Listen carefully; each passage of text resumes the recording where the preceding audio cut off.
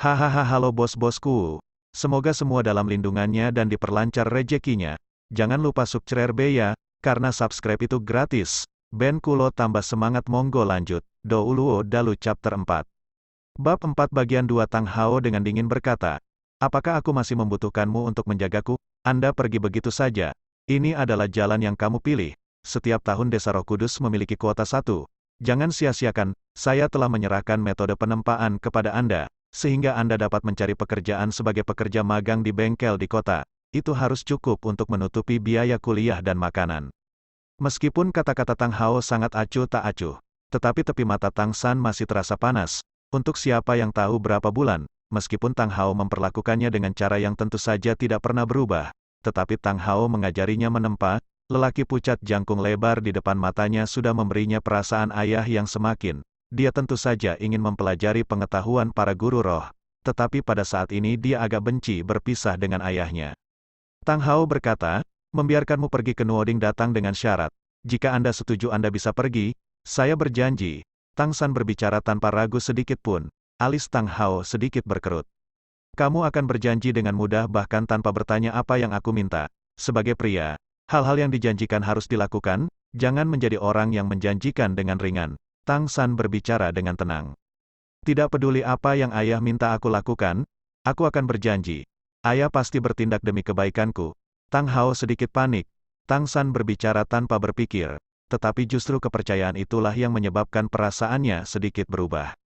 Mulai sekarang, tidak peduli bagaimana kamu menumbuhkan kekuatan rohmu, aku ingin kamu berjanji, kamu tidak boleh membiarkan palu rohmu menyerap cincin roh apapun, sedemikian rupa sehingga kamu tidak bisa membiarkan orang lain melihatnya muncul. Selain itu, jangan biarkan orang lain tahu bahwa Anda memiliki roh kembar. Apakah kamu bisa melakukan ini? Tang San tertegun sejenak. Roh rumput biru perak itu, Tang Hao berkata, roh rumput perak biru yang bisa kamu gunakan sesuka hati. Mengolah, mengerahkan semangat apapun juga tidak masalah. Dengan roh kembar, kedua roh tidak perlu bergantung pada cincin roh untuk meningkatkan kekuatan roh untuk bisa berkultivasi. Asalkan Anda memiliki satu roh yang memiliki cincin roh, hambatan promosi kekuatan roh akan hilang. Tang San berkata, jadi dengan kata lain, mulai sekarang aku hanya menggunakan roh rumput perak biru. Kan? Tang Hao mengangguk, hanya jika Anda menghadapi situasi yang mengancam jiwa. Kalau tidak, jangan gunakan palu itu. Baiklah, aku berjanji padamu. Tang San mengangguk dengan sungguh-sungguh, dari sudut pandangnya, menumbuhkan roh atau tidak, menggunakan cincin roh, itu semua tidak masalah, selama dia bisa menemukan cara untuk menembus kemacetan keterampilan surga misterius. Bagi orang lain tampaknya, mungkin rumput perak biru hanya arwah yang tidak berguna. Tetapi Tang San selama ini tidak menjadi suram karena rumput biru perak, mengolah sekte Tang dengan senjata tersembunyi hingga level tertentu. Ketika memetik bunga yang berkibar, daun juga bisa terluka, bukanlah kata-kata kosong, tetapi hanya benar-benar ada. Rumput perak biru adalah kekuatan internal skill surga misterius yang kental dengan kekuatan roh. Selama kekuatan internal memadai, praktis ada senjata tersembunyi yang tak terbatas. Bagus, ayo kita makan, kata Tang Hao. Di sebuah rumah yang tidak jauh berbeda dari kaum melarat, Tang San sama sekali tidak memiliki persiapan yang baik, mengemas pakaian-pakaian itu dengan berbagai tambalan berukuran yang hanya butuh beberapa saat untuk diselesaikan. Namun, hari ini dia tidak mendengarkan Tang Hao hanya menertibkan, suara tempa masih terdengar di kamarnya. Demi bisa menghasilkan setiap jenis senjata tersembunyi di masa depan, Tang San mengerti dia hanya bisa bergantung pada dirinya sendiri untuk semuanya. Meskipun ayahnya telah lulus teknik penempaan, itu pasti penting untuk melakukan lebih banyak latihan. Ketika skill unik senjata tersembunyi tidak dipupuk ke puncaknya, kualitas senjata tersembunyi hanya memiliki efek konklusif sendiri, khusus untuk jenis senjata super tersembunyi seperti Buddha Fury Tang Lotus. Kesalahan dalam ketepatan lebih dari sedikit pun tidak bisa muncul. Bagian dari hari ini sepertinya sangat tidak ada habisnya. Itu juga pertama kalinya sejak Tang San tiba di dunia ini dia merasa tidak nyaman. Mengenai dunia luar, ia memiliki harapan dan ketakutan. Apakah di sekte Tang atau di Desa Roh Kudus, dia tidak pernah keluar untuk menjalani pengalaman dan pelatihan. Mengenai hal ini, dia benar-benar tidak berbeda dengan anak-anak. Selama ini ia berpikir, bagaimanapun kecemerlangan yang bisa dihasilkan oleh dunia luar. Setelah makan malam, Tang Hao pergi tanpa sepatah kata pun keluar minum. Seolah-olah tidak ada yang berbeda dari rutinitas. dia memberitahu Tang San untuk tidak membuat keributan dan mengganggu tidurnya ketika dia pergi untuk lari pagi keesokan paginya. Dini hari, Tang San duduk di atas sebuah batu besar di puncak bukit. Di tangannya dia mengambil daun pohon, di matanya kilau ungu. Tidak tahu apakah itu karena baru-baru ini tubuhnya lebih kuat dan kuat dibandingkan sebelumnya. Tetapi Purple Demon Eye maju dengan sangat cepat, daun di tangannya. Bahkan jika itu adalah garis terkecil, dia bisa dengan jelas mengamati mereka. Dia tahu Purple Demon Eye-nya sudah mulai memasuki bidang detail yang sangat bagus. Dengan 9 tingkatan berbeda untuk keterampilan surga misterius, mata setan ungu hanya memiliki 4 tingkat: survei, detail, biji sesawi, tanpa batas. Persyaratan untuk murid sekte dalam Tang adalah untuk masuk detail, yang cukup untuk menggunakan senjata tersembunyi. Karena kultivasi awal Tang San, dibantu oleh tidak sepenuhnya ki bawaan lahir setelah lahir. Pada usia 6 tahun ia sudah memiliki jejak persepsi rincin. Tapi dia juga tahu, tentang murid sekte dalam Tang secara praktis Purple Demon Eye semua orang bisa mencapai ranah terperinci. Tetapi termasuk Master Sekte Tuan Tangda, tidak ada yang bisa memasuki ranah berikutnya dari Purple Demon Eye. Setelah mencapai detail, budidaya Purple Demon Eye menjadi sangat lambat, dan tidak boleh ada gangguan dalam asimilasi harian Ki Ungu Timur. Kegigihan semacam itu tidak bisa dijelaskan dengan beberapa kata. Keahlian surga misterius mengalir keluar, tiba-tiba mengalir ke dedaunan pohon, dedaunan lunak segera menjadi lurus sempurna. Telunjuk dan jari tengah Tang San sedikit tersentak, dan daun pohon berputar, membelah udara saat mereka terbang maju. Bagian 3 hanya 1 meter, daun hanya terbang ke jarak 1 meter, kemudian sudah tidak dapat mempertahankan keadaan rotasi mereka ketika mereka berhenti menjadi keras. Saat ia meninggalkan jari Tang San, efek kekuatan batin keterampilan misterius surga menghilang secara alami. Efeknya masih terlalu lemah, dia tidak bisa membantu tetapi menggelengkan kepalanya. Tang San berdiri. Sudah waktunya untuk kembali. Hari ini adalah kepergiannya dari desa, dia tidak tahu kapan dia bisa datang ke puncak bukit ini lagi. Berdiri dengan ujung jari kaki, kekuatan kakinya yang lebih rendah memancarkan. Tang San memberikan kendali bebas ke Ghost Shadow Perplexing Track, menghadap ke bawah gunung dan pergi. Aroma bubur yang sangat akrab. Sebelum meninggalkan desa, ini adalah kali terakhir ia memasak untuk ayahnya, jadi Tang San tentu saja tidak malas, memeriksa kayu bakar di bawah kompor, menambahkan air ke bubur, sehingga ketika ayahnya kemudian bangun dia bisa minum bubur panas. Old Jack sudah tiba, mungkin karena dia ingin pergi ke kota Nuoding. Hari ini pakaian yang dikenakan Jack lama khususnya baru, membuatnya tampak lebih sehat dan sehat. Little Son, ayo pergi. Gelandangan kosong ayahmu itu tidak bisa bangun dari tempat tidur. Old Jack memanggil Tang San. Tang San membuat gerakan membungkam ke arah Jack. Kakek, harap diam. Ayah tidak suka tidurnya paling terganggu. Sambil berbicara, dia mengeluarkan sepotong arang yang terbakar dari kompor, dan di tanah menulis beberapa baris. Dia sekali lagi menoleh ke kamar ayahnya, enggan berpisah, dan baru kemudian dia bangkit dengan seikat kain di punggungnya dan diam-diam pergi bersama Jack. Mengenai bahasa tertulis dunia ini, Tang San tidak banyak mengerti. Ketika sekolah desa mengajarkan karakter anak-anak, ia sesekali pergi menemui. Setelah semua ia memiliki dasar dari kehidupan sebelumnya. Jadi ia juga memahami sedikit teks dasar. Tirai pintu terangkat, dan bayangan besar keluar dari ruangan. Di mata Tang Hao tidak ada jejak tidur. Ketika dia berjalan ke ambang pintu, dia masih bisa samar-samar melihat tubuh tua Jack dan Tang San yang lemah. Tang Hao berdiri di sana dan tidak bergerak.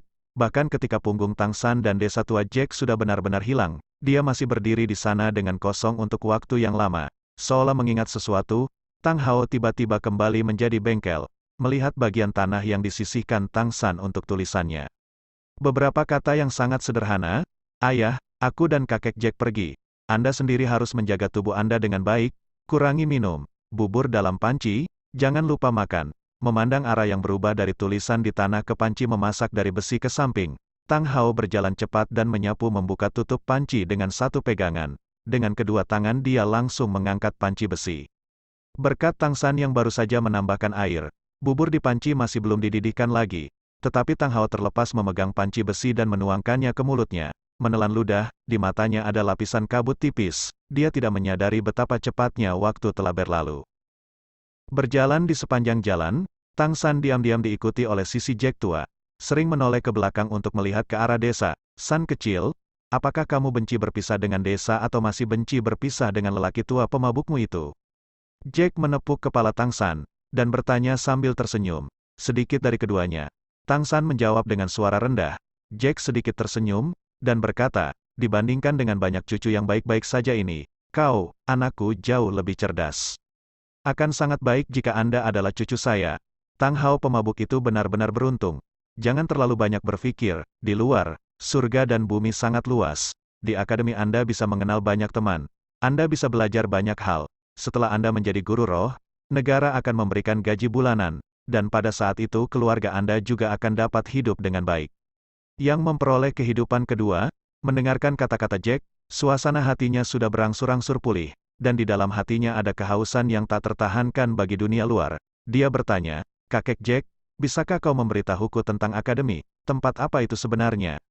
Jack sedikit tersenyum, dan berkata, akademi tentu saja tempat untuk belajar, meskipun saya tidak pernah pergi, tetapi sebagian besar saya masih mengerti. Desa kami memiliki kuota untuk mengirim satu siswa yang bekerja setiap tahun, tetapi kami sudah bertahun-tahun tidak mengirim siswa yang bekerja untuk belajar.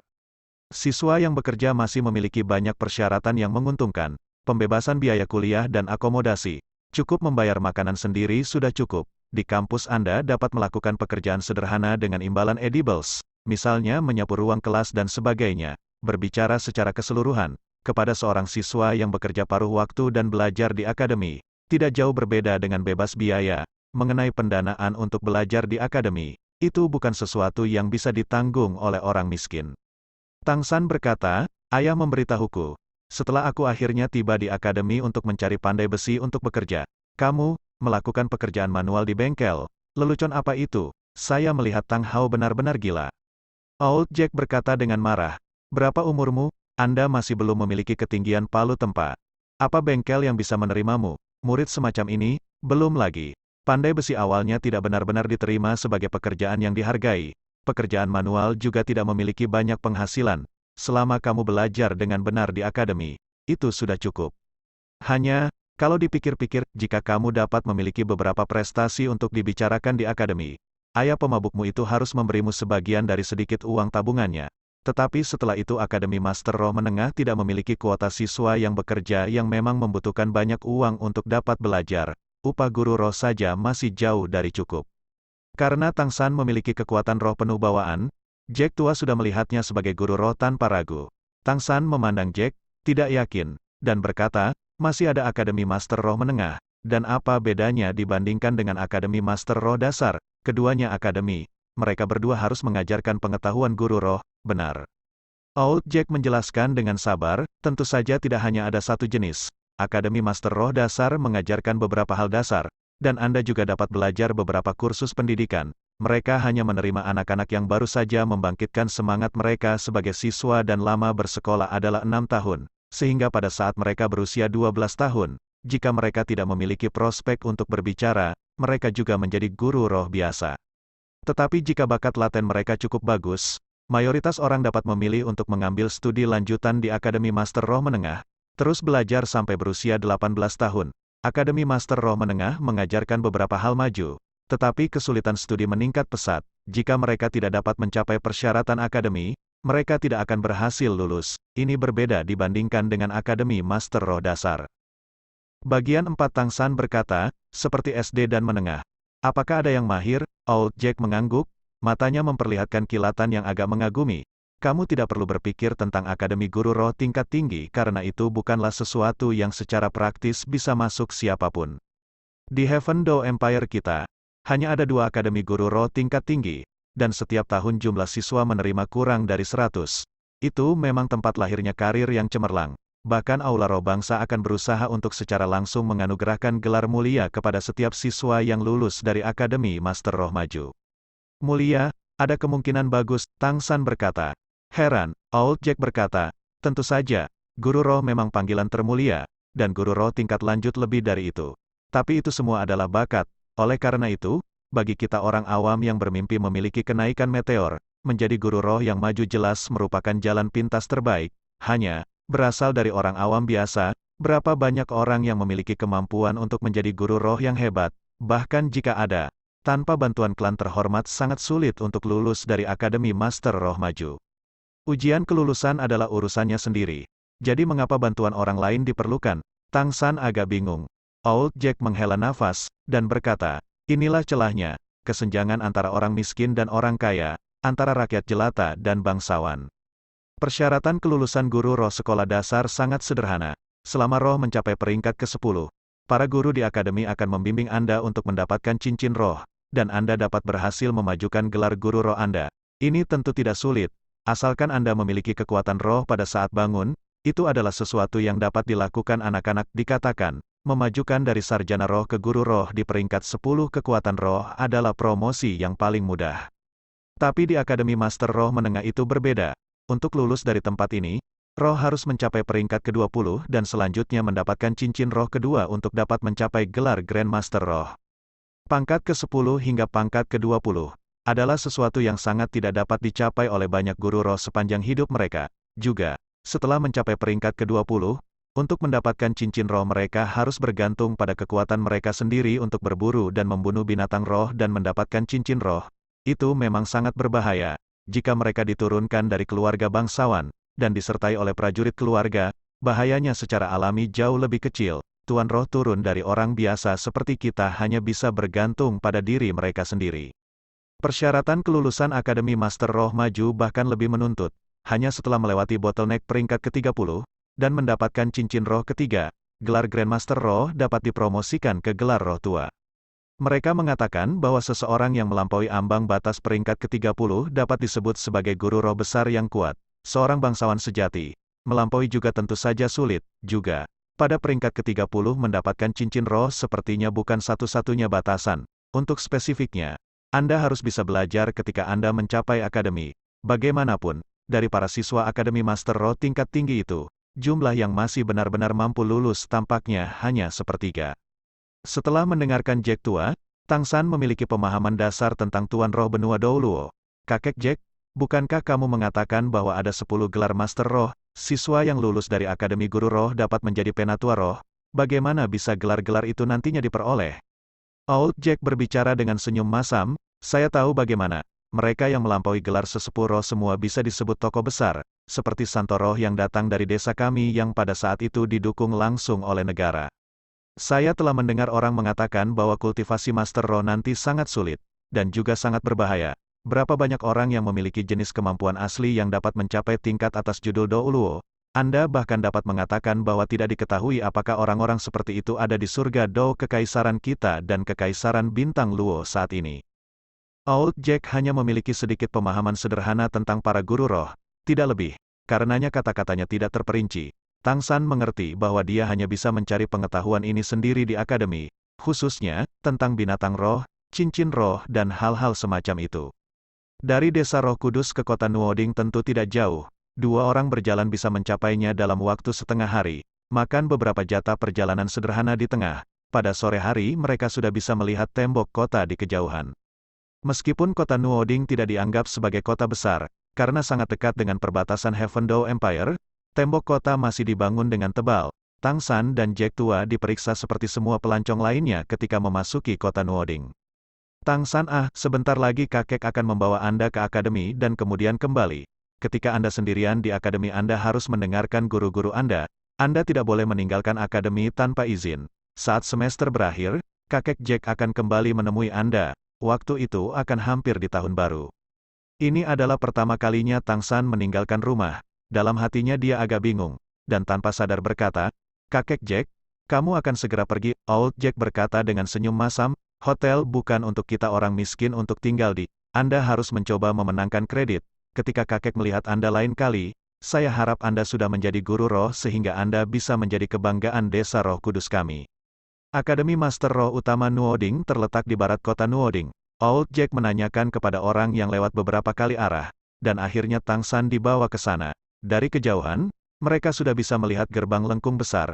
Lengkungan itu lebarnya 20 meter, dan tingginya lebih dari 10 meter, terbuat dari batuan padat. Di bawah ada 2 gerbang besi, hitam legam. Tang San melihat mereka telah ditempa dengan cermat.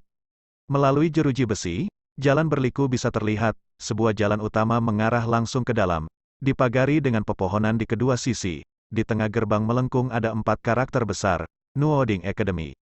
Hanya dari gerbang dapat dilihat bahwa di benua Douluo, panggilan guru roh sangat penting. Ini masih hanya Akademi Master Roh Utama. Tidak lebih, Jack tua membawa Tangsan berjalan ke gerbang depan, dan mereka segera dihentikan oleh penjaga gerbang muda. Apa-apaan ini? Apakah ini tempat yang bisa dimasuki orang kampung? Pakaian Old Jack dianggap cerah dan baru di desa Roh Kudus. Tetapi ketika tiba di kota Nuoding, pakaian itu benar-benar tampak seperti udik. Penjaga gerbang di matanya tampak agak menghina.